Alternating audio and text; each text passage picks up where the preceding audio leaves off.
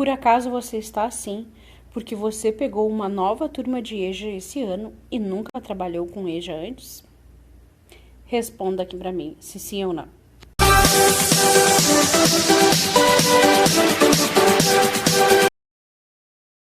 Cinco dicas para quem está iniciando o trabalho com EJA, então. A primeira dica é: você tem que ter a mesma paciência que você tem com seus alunos que são adolescentes, que são crianças. Porém, tem algo extra e tem a ver com a segunda dica.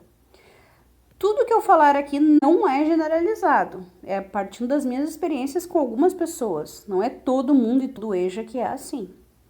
Mas muitas pessoas provenientes do EJA tiveram um histórico de fracasso nas suas vidas, desistiram diversas vezes da escola por vários motivos e aí com muita bravura voltaram depois de adultos para estudar, porque desejam muito terminar. Então, além de ter paciência, você tem que ter respeito pela história de cada um.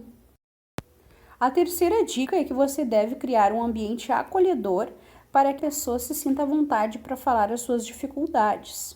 Por quê? Porque se nós temos aí um histórico de desistência ou de fracasso, a pessoa em algum momento se sentiu exposta e não se sentiu à vontade de falar as suas dificuldades. Então você tem que criar um ambiente acolhedor que você afirma que todos têm dificuldade, que todos erram, inclusive você, que todos têm dificuldade, inclusive você, e que as dúvidas dos alunos não são bobas, são pertinentes. Isso é de suma importância. A quarta dica é explicar como se eles fossem crianças, não tratá-los como crianças, explicar como se fossem crianças. Por exemplo, certa vez em uma aula um aluno me disse: professora, não adianta, eu não consigo identificar um verbo. O que é um verbo na frase? E eu dei uma pequena dica para ele, né? Eu disse: não se aplica a tudo, mas você pode ter uma pequena ideia do que é um verbo fazendo a conjugação. Por exemplo, mamadeira.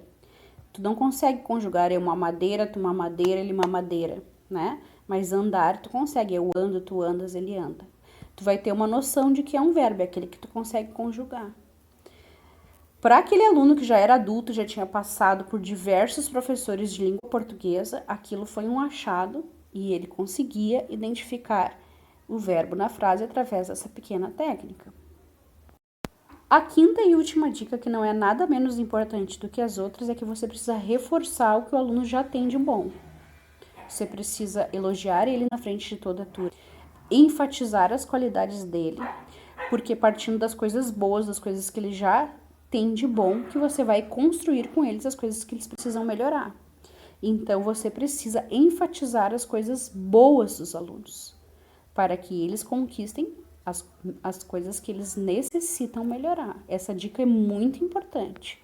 Pega essas dicas para você.